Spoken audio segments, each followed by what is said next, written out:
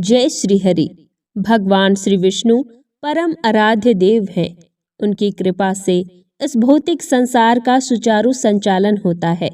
वे मनुष्य को जीवन और मृत्यु के चक्र से मुक्ति प्रदान करते हैं और इस विशेष पौष मास में उनकी विशेष पूजा आराधना, उपवास और व्रत का पालन करके मनुष्य उच्च परम गति को प्राप्त कर सकता है।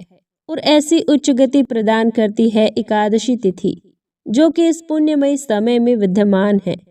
ऐसी सफला एकादशी की आप सभी को ढेर सारी शुभकामनाएं। तो आइए इसी सफला एकादशी के उपलक्ष्य में आज हम उससे जुड़ी हुई एक सुंदर पौराणिक कथा का श्रवण करते हैं।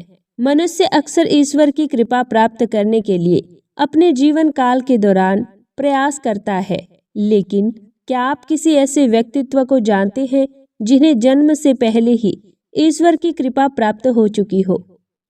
हम परीक्षित महाराज की बात नहीं कर रहे हैं।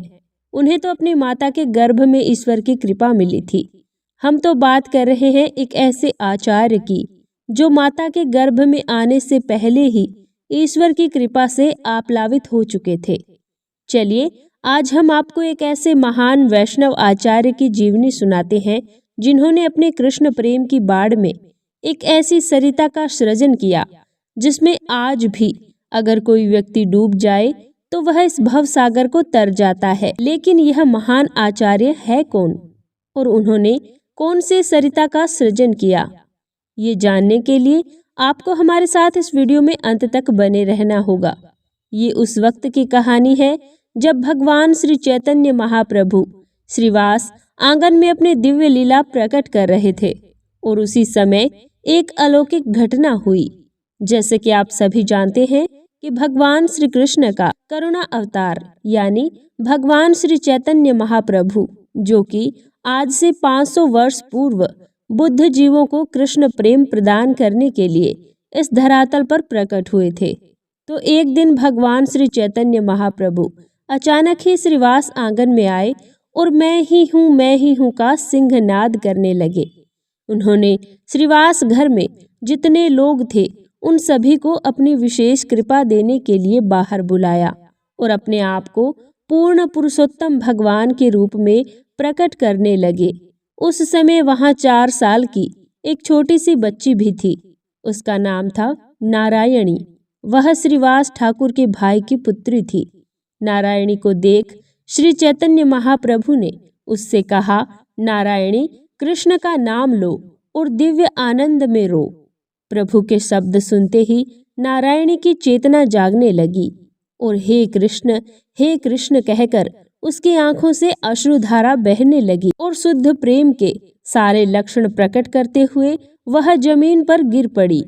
इस प्रकार नारायणी को केवल 4 वर्ष की आयु में भगवान श्री चैतन्य महाप्रभु की विशेष कृपा प्राप्त हुई। गौर हरि श्री चैतन्य महाप्रभु जब भी नारायणी को देखते थे वे उसके प्रति विशेष स्नेह प्रदर्शित करते और अपना महाप्रसाद उसे देते।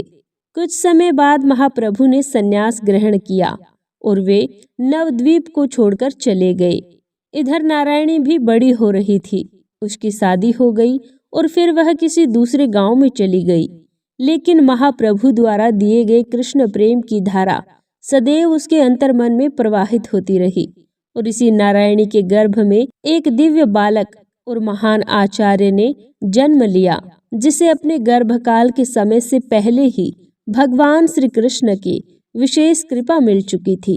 ईस्वी सदी 1507 के आसपास की बात है।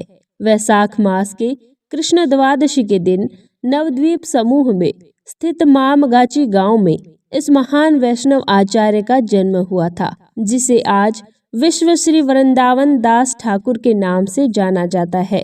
श्री वृंदावन दास ठाकुर को कृष्ण भक्ति बचपन से ही प्राप्त थी। जब वे गर्भ में थे तभी उनके पिता की मृत्यु हो गई। उनका पालन पोषण हुआ। अपना अभ्यास भी उन्होंने वहीं पर पूर्ण किया। 16 वर्ष की आयु में बलराम जी के अवतार श्री नित्यानंद प्रभु से उन्होंने दीक्षा ग्रहण की।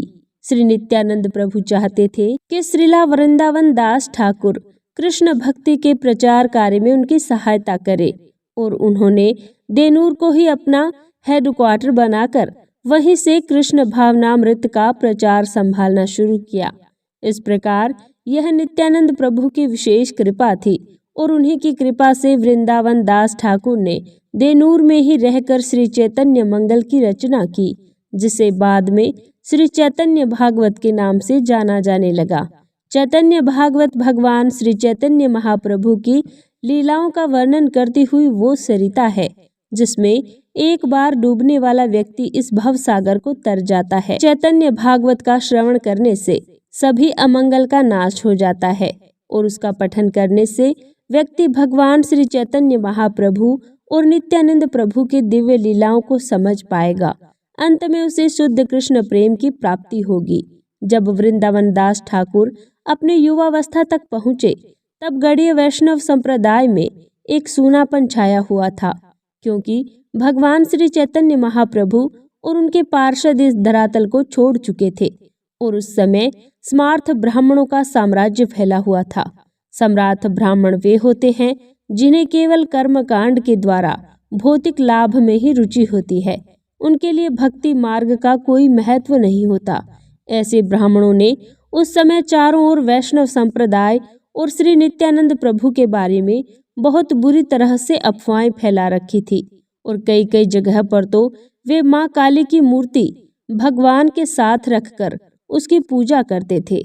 लेकिन ऐसे समय में भी श्री नित्यानंद प्रभु की कृपा प्राप्त होने की वजह से श्री वृंदावन दास ठाकुर उसी उत्साह के साथ शुद्ध भक्ति का प्रचार करते रहे और उन्होंने विश्व को श्री चैतन्य महाप्रभु की शिक्षाओं और भक्ति का सारांश चैतन्य भागवत ग्रंथ के रूप में विश्व को अर्पित कर दिया। यहाँ सोचने वाली बात यह है कि क्या किसी साधारण मनुष्य के अंदर इतनी क्षमता हो सकती है? जी नहीं। भगवान का प्रचार कार्य करने वाले और उनकी विशेष कृपा प्राप्त करने वाले सिर्फ उनके पार्षद ही हो सकते हैं। और इसीलिए तो चैतन्य चरितामृत के आदि खंड के 8वें अध्याय और 34वें अध्याय में कृष्णदास कविराज कहते हैं, कृष्ण लीला भागवत कहे वेद व्यास चैतन्य लीला व्यास वृंदावन दास। अर्थात जिस प्रकार व्यासदेव ने श्रीमद् भागवतम भगवान श्री कृष्ण की दिव्य लीलाओं का वर्णन करते हुए, उसी प्रकार श्री वृंदावन दास भगवान चैतन्य महाप्रभु की लीलाओं का वर्णन करते हुए और कृष्णदास कविराज इस ग्रंथ में अंत्य लीला के 20वें अध्याय के 82 प्यार में फिर से कहते हैं कि वृंदावन दास ठाकुर भगवान नित्यानंद के प्रिय भक्त हैं और इसलिए वे मूल रूप से व्यासदेव हैं, जिन्होंने श्री चैतन्य महाप्रभु की दिव्य लीलाओं का वर्णन किया है।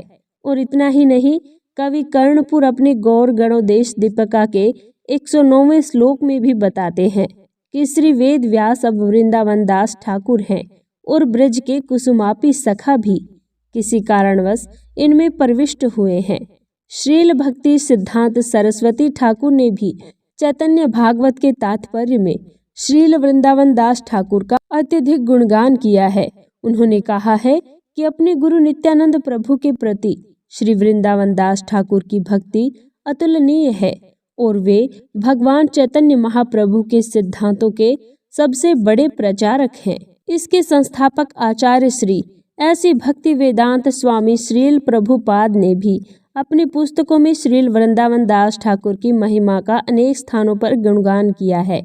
मनुष्य जीवन को सफल बनाने वाली सफला एकादशी का संपूर्ण निष्ठा और श्रद्धा पूर्वक पालन करते हैं और परम भगवान श्री कृष्ण से प्रार्थना करते हैं कि वे हमें उनकी शुद्धि भक्ति और दिव्य भक्तिमय सेवा प्रदान करें। जय श्री हरि।